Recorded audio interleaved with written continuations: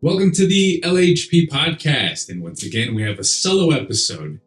These solo episodes are so cool because I get to put a lot of emphasis on what it is that I like to do when it comes to mental health and healthy relationships.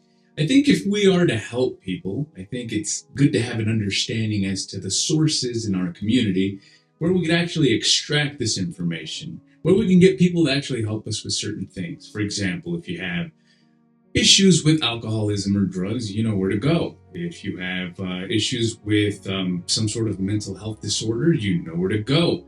But when it comes to relationships, I want to be able to give you guys as much information as possible to make a good choice, to be able to call someone reliable, and to be able to have somebody listen carefully to your concerns in your relationship, how you can fix it.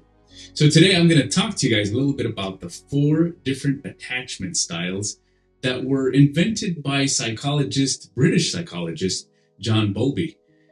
The 4 are secure attachment style, anxious or ambivalent attachment style, number 3, avoidant dismissive attachment style, and finally, disorganized attachment style. Now, why do I get into that? The reason why I get into it is because our relationships depend a lot on our attachment styles.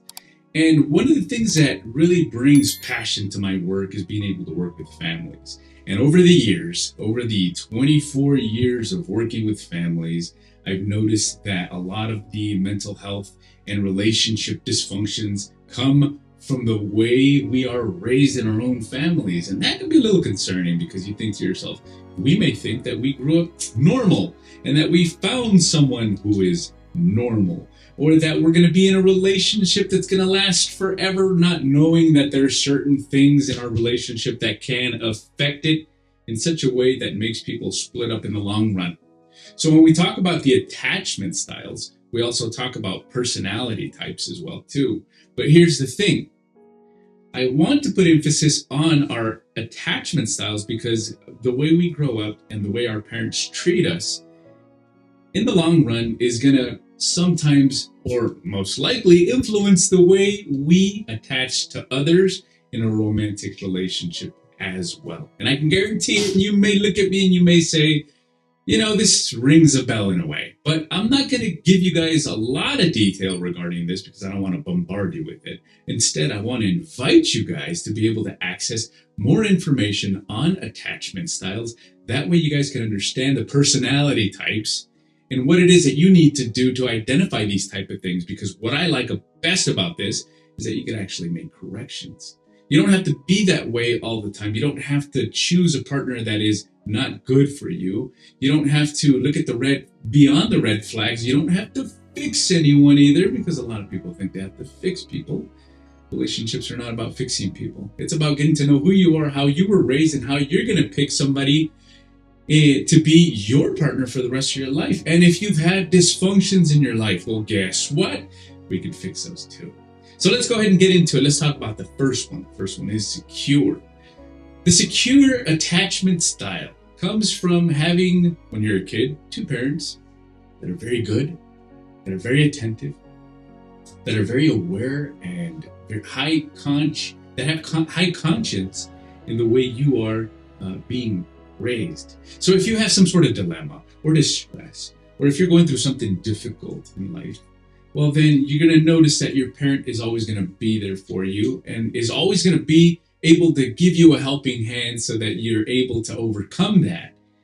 And growing up, obviously, that's going to give you a sense of secure attachment to both parents. Things that contribute to this secure attachment style is that it makes you confident. It makes you confident in who you are as a person and the decisions that you make as a person as well. The other thing is that it actually makes you feel safe in a relationship also, because you know as well that the person that you're going to be with is going to be somebody who's going to respond to you. It's going to be a person that's going to be able to look at you in a healthy manner and be able to help you overcome whatever dilemma might come your way that you need to address and fix in your relationship. You set appropriate boundaries when you're in a secure relationship, and that's also important. We've had several episodes that focus on boundaries, and I can't get into that too much because of the fact that, I can't put enough emphasis, rather, because boundaries are everything in a relationship, and people tend to forget those in a relationship. Boundaries, boundaries, boundaries. And then you also have to be comfortable in your relationship and be comfortable in being able to ask for the help that you need in order for you to move forward. But usually when that happens, again, when you're in a secure relationship, you have secure care providers that have given you that, and you have no problems accessing those type of emotions. They're responsive to you. So being responsive in your relationship growing up, your care providers being responsive, well, guess what? When you get into a relationship yourself, you're going to look for somebody who's also going to be responsive to your needs as well. That is secure. Secure is a good thing. Secure is ideal. That's what we aim for. But the other attachment styles, number 2, which we're going to get into, is anxious. Anxious is it can be very tricky, because when you have an anxious attachment style, it can be a situation in which a lot of times you're looking for love and attachment, but at the same time you notice that there's a lot of inconsistencies in your relationship. And I want to put this in a manner where people can really understand that. You have care providers. You have care providers that love you. You have care providers that want everything the best for you. At the same time, sometimes it's inconsistent. Sometimes you know that they love you, but they have other things going on in their life, and they have to take care of those other things. And sometimes there's other factors that sometimes they have to prioritize over you, and that makes you a bit anxious and clingy. And sometimes it makes you think that you feel a little insecure, because you might think that you might lose that person that you love so much, that cares for you, that it puts you in a position where you feel a little insecure. So you fear rejection and you fear abandonment, because that attachment, it's there, but it's not quite there. You know that they love you, but you want it more, and you can't seem to have it because they're preoccupied with other things, your care providers. Now, when you go into a relationship, though, you start saying to yourself, okay, all right, well, that person is sometimes very loving, and then sometimes they're not. And that concerns me, because when you show me a lot of love and then that love is not there, then it makes me a little insecure and clingy, and I want to know why, and I want to know how I could fix things, and that makes you very anxious in your attachment styles. So you romanticize people and you put people in a pedestal when technically you're not supposed to be doing that. You put somebody in a pedestal, obviously they treat you like a fan, and obviously they treat you in manners that are not very healthy in a relationship. So you have to be very careful with that. You seek reassurance all the time. You want to impress the other person. You want to make sure that you're always there for that person, and that you're lovable, and that you're a person that's always going to be the best choice that they ever have. That is being anxious. It happens. It's a sort of attachment style as well. Let's go into the third one. Third one is dismissive avoidant. The avoidant. What is this attachment style? Well, this one is a little different also, because it's that one person that craves and wants that loving relationship with that person, with the parents, right?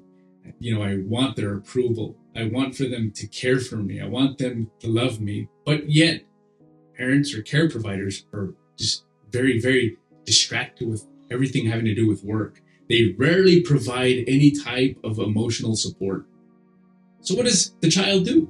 The child begins to become very independent. The child begins to be a person who learns how to navigate the world without having to rely on anybody. They're just independent. Like, they're hungry, little kid goes into the pantry, makes himself some pancakes, makes himself some eggs. They're, 6-7 years old. They know how to do that type of stuff. They know how to pour the cereal. They're very independent kids because they've learned that their parents were not going to be responsive. They learned at a young age that no matter how much they cried, no matter how much they wanted that attention, that they weren't going to get it from their parents. So they had to learn how to navigate. If nobody saves me, I got to save myself. I got to learn how to live on my own. I got to learn how to pay the bills. I got to learn how to do a lot of stuff by myself because the people that were taking care of me, I couldn't rely on them.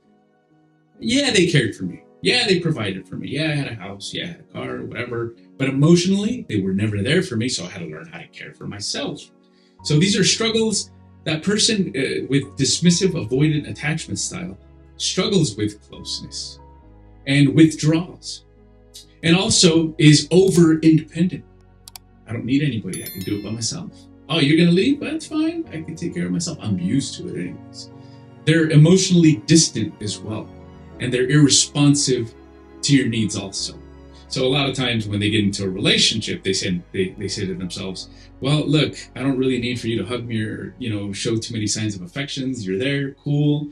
And if you do that to me, I'm going to think that, give me my space. I need my space. You're a little too clingy.